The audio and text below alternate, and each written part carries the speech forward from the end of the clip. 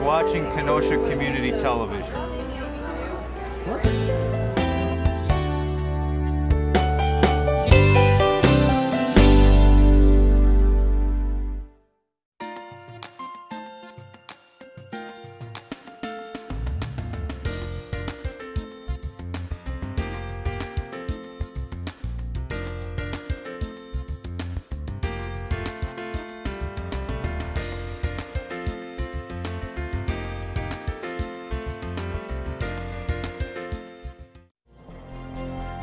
Welcome to Gateway Connection, the program that offers an inside look at the people, programs, and efforts of Gateway Technical College to connect with the communities, people, and industry it serves.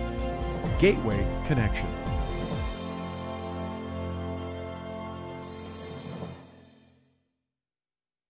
Hello and welcome to Gateway Connections. I'm Jayne Herring, the Marketing Director at Gateway Technical College, and today we're going to be taking on 3 different topics. We're going to start talking about the Celebrate Earth Day event, which is coming up at the end of this month, April, and then we will also hear a little bit more about the Physical Therapist Assistant Program that's at Gateway Technical College, and we will conclude the program by hearing a little bit more about a special agreement that exists between UW Parkside and Gateway Technical College to allow credits from our business programs, almost the entire associate degree program, to transfer over to UW Parkside.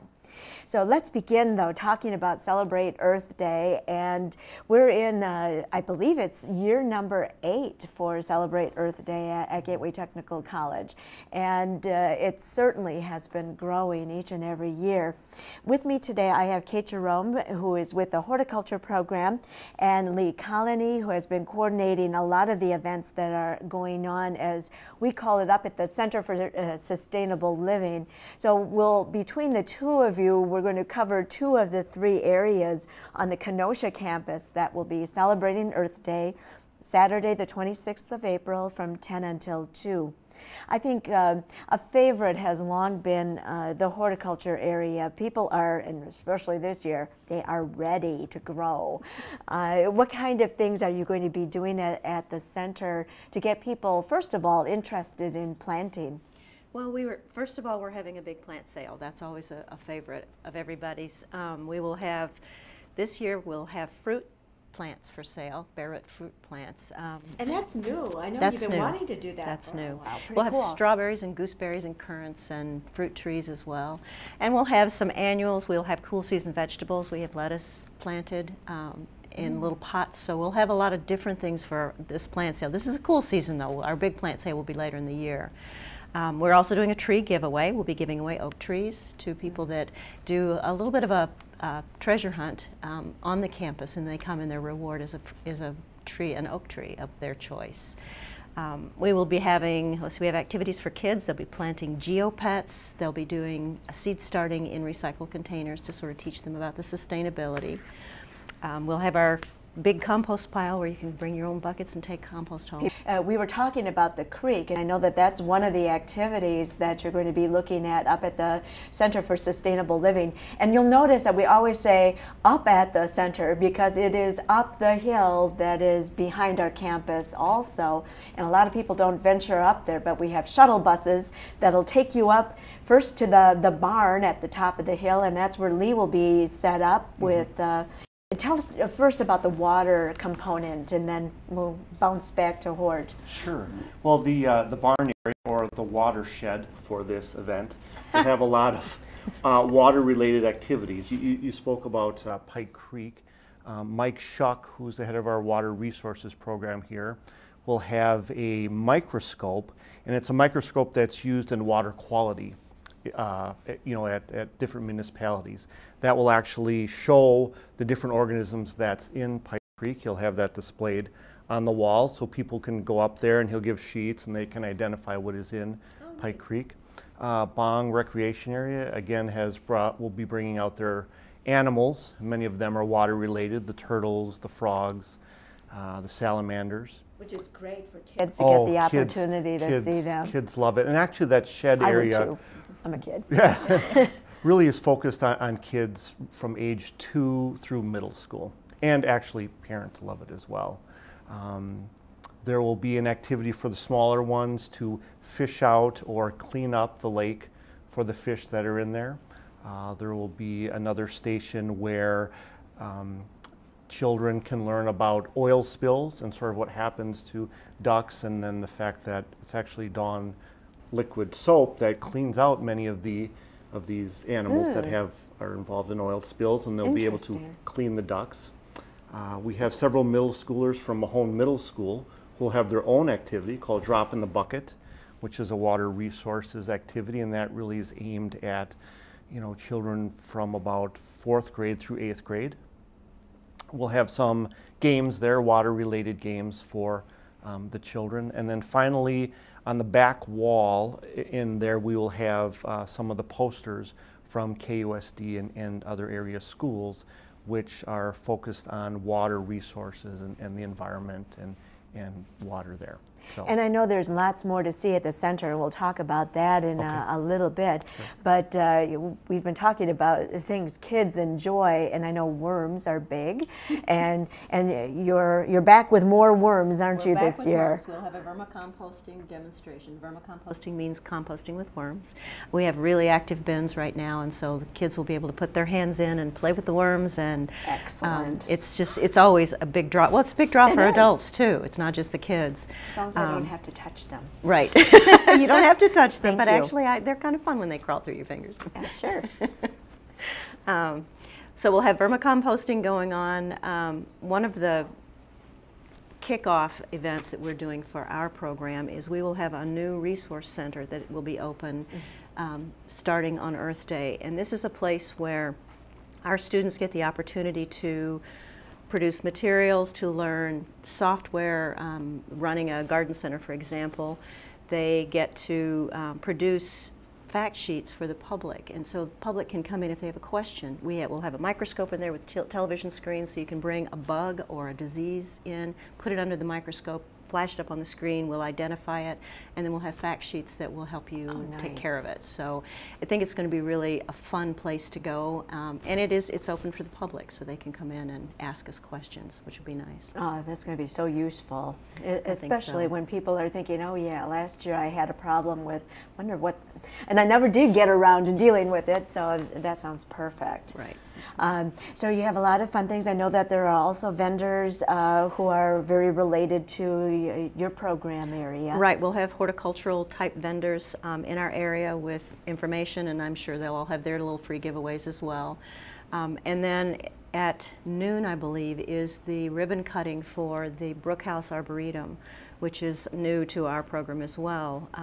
And we will be planting, we'll have 6 fairly good-sized trees that are being planted that day, and Frederick and Joni Brookhouse, who are sponsoring the Arboretum, will be there to plant put the shovelfuls of dirt in the last tree, and we'll do a ribbon-cutting ceremony. So we're very excited about that. This is a great learning lab for our students.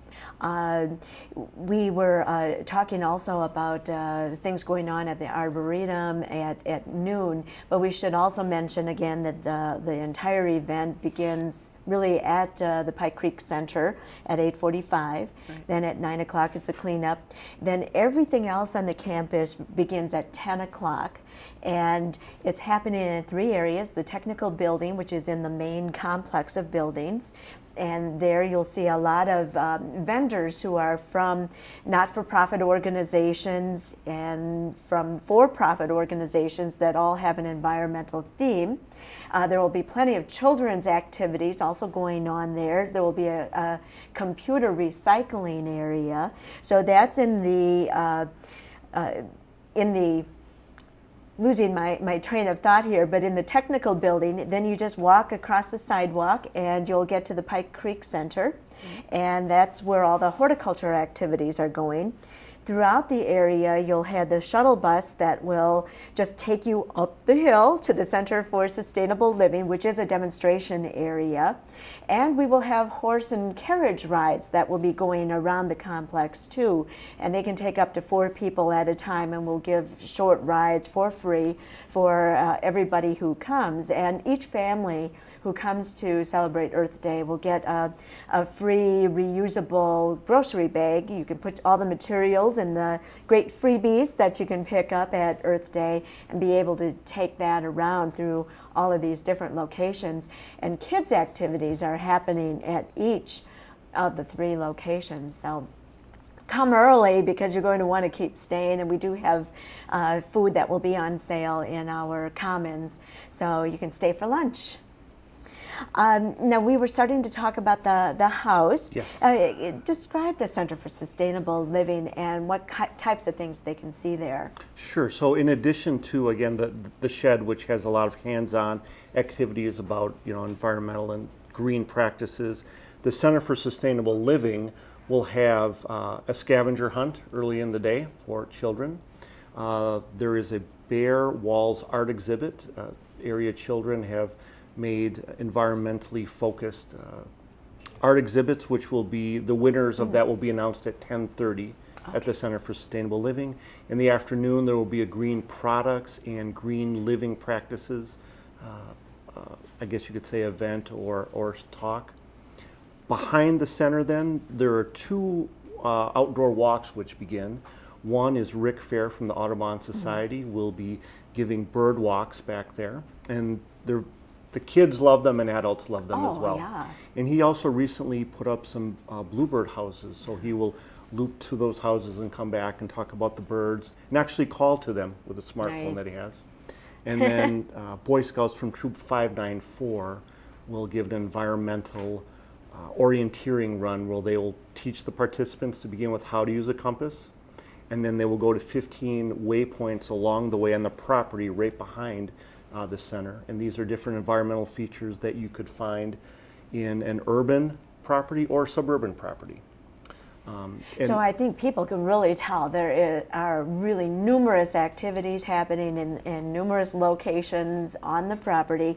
We encourage you to go to our website, which is www.gtc.edu and then a /Earth Day, and then you'll see everything that is going on at both the Kenosha location and at our Elkhorn campus. So we really invite you to come out for this free event at Kenosha campuses in Kenosha and at, did I say Kenosha campuses? At Gateway campuses in Kenosha and Elkhorn, and come and visit us from 10 until 2 at www.gtc.edu /Earth Day.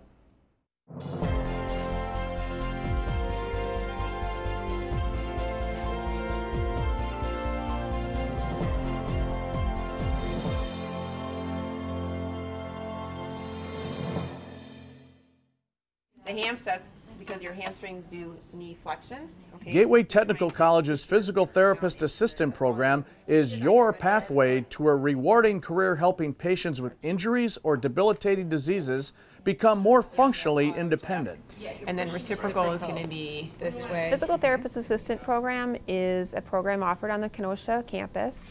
It is a 2-year associate's degree, and most of our students can either go on a full-time or a part-time basis. So about half our students are full-time, half are part-time. It involves probably a split of lecture and lab classes.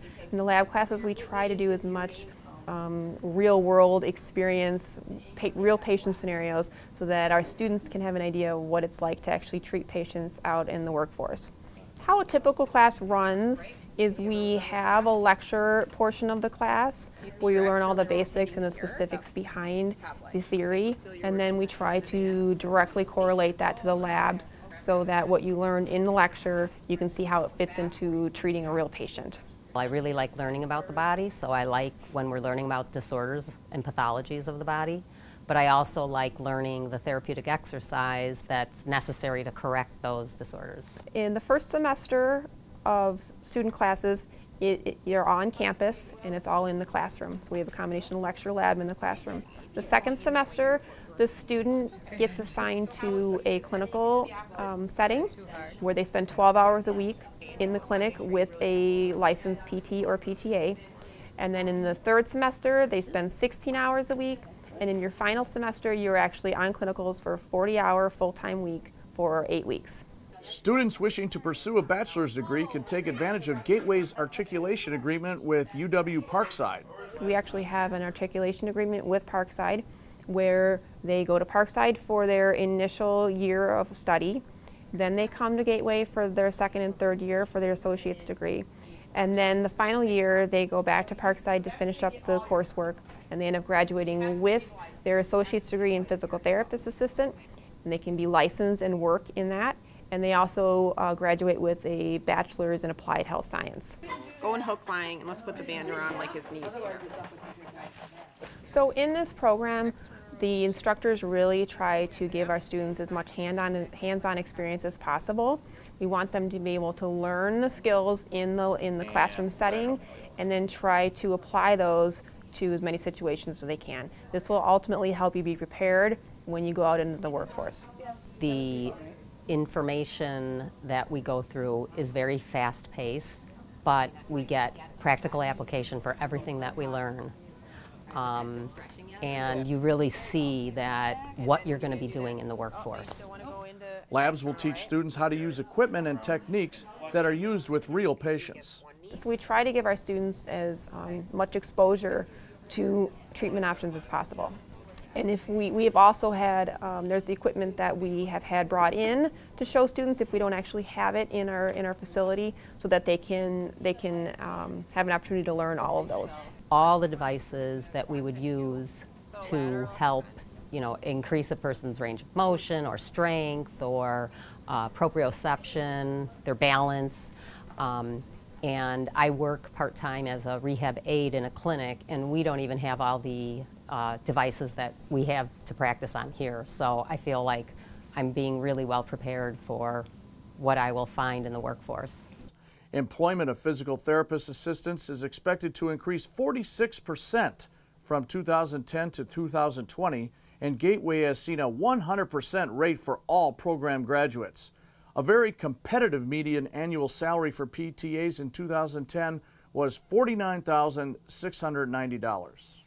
A physical therapist assistant is a job that's in very high demand. You can work in a variety of settings. You can work in outpatient or sports medicine settings, in a hospital, in inpatient, nursing homes. There's a lot of workplaces or industrial therapy that happens, as well as pediatrics. And, we work with people of any age. So there's a lot of opportunities and a lot of flexibility in the job market. When I graduate, I'm looking forward to being a therapist in a clinic and providing treatment to patients. So I'll be hired as a physical therapist assistant, and I wouldn't be involved in the diagnosis or evaluation of that patient, but I would be able to provide the treatment to that patient. If you would like to learn more about Gateway's Physical Therapist Assistant Program, please go to gtc.edu/PTA. Welcome back to Gateway Connection. Today we're very excited to talk to Manoj Babu. He's our Associate Dean of Business, and he's going to tell us about a very exciting new opportunity. Thanks for coming on the show, Manoj. Thank you. Thank you for having me. It's wonderful. It's a great experience to be here. Can you tell us what is a transfer agreement? So transfer agreements are very similar to going from one place, getting to another place, and making transfer agreements allow students the ease of getting all the credits that they take transferred over to the school that they wish to go to. There's two things that we as Gateway, as an organization, do our best not to waste in students, and that's time and resources, resources being money.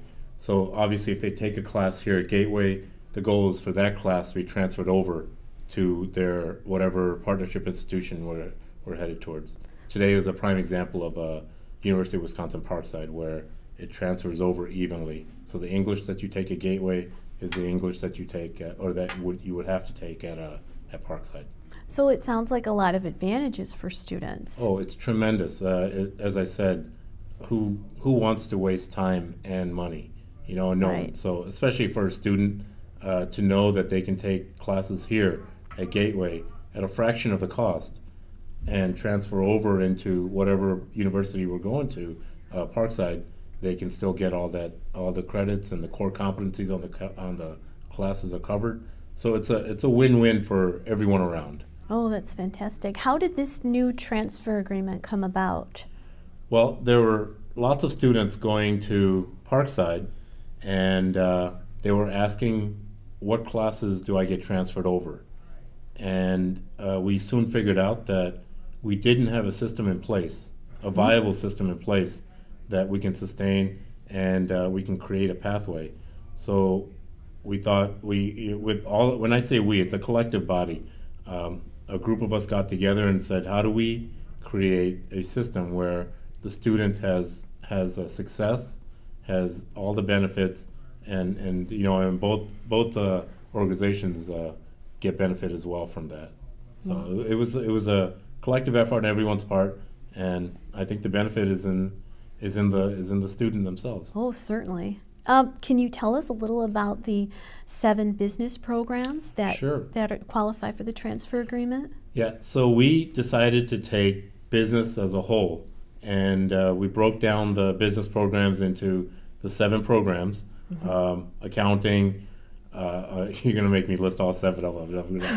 I'm going to mess it up. Marketing, there's 3 marketings, there's accounting, there's supervisory management, there's a graphics communication. So the programs are listed out on the website. Our goal was to make sure that any student that comes into the business department will be able to transfer into Parkside as an even 1-to-1 match, meaning that every class transfers in with a minimum of at least 54 credits. Now, 54 credits is huge. Yeah, it's a lot. At Parkside, 54 credits is a minimum to come in as a junior.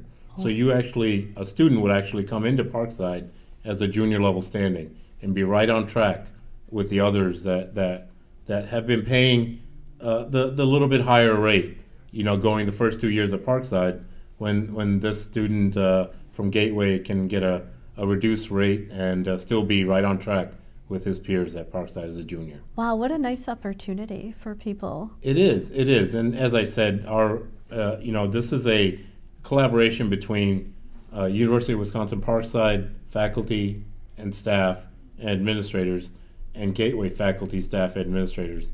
One of the most beautiful things that I've seen is faculty from both sides sitting across from the table saying, we covered this competency in this class, do you cover it in yours? And if not, we'd like you to cover it. And vice versa. So it was a great collaboration. And I think that's where true partnership begins. We have wonderful faculty on both sides, so the goal is to get all the meeting of the minds and get a wonderful partnership started. Oh, that's great. Well, for students who are interested in participating in the transfer agreement, what should they do and when should they do it? They should do it as soon as possible. One of the first steps in getting into Gateway is talking to advisors and counselors. They should let it be known to the advisors and counselors that their ultimate goal is to move on to a 4-year degree. There are students in our system that are not interested in the 4-year degree. They're happy with the associates, and that's fine. I think that's great.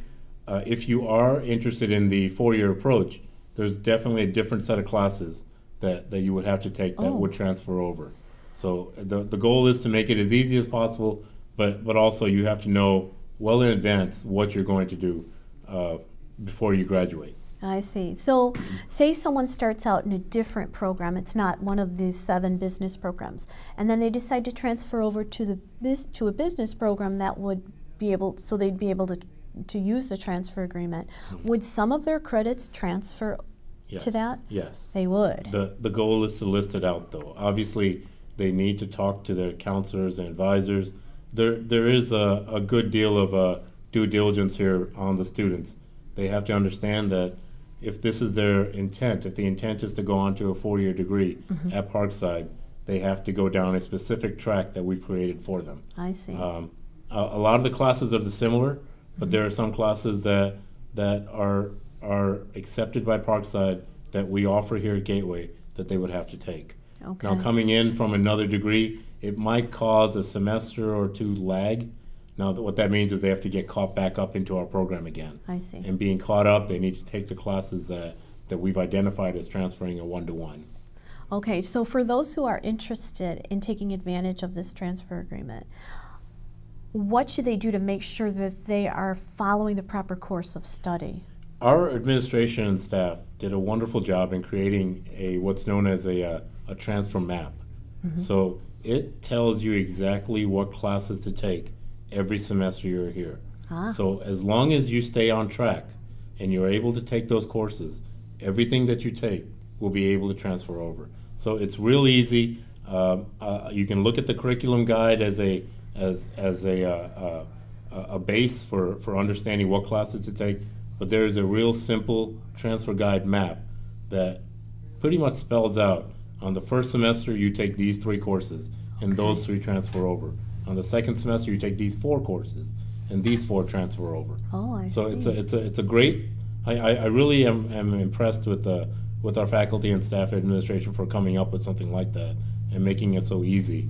Our goal, as I said from the beginning, has always been student success. What drives student success? And I know. I mean, I was one too, quite a long time ago. But I understand that sometimes there are obstacles, and it could force you to, either detract from the program or not go to it at all. So following this map, it just makes things a whole lot easier. It sounds like a wonderful opportunity.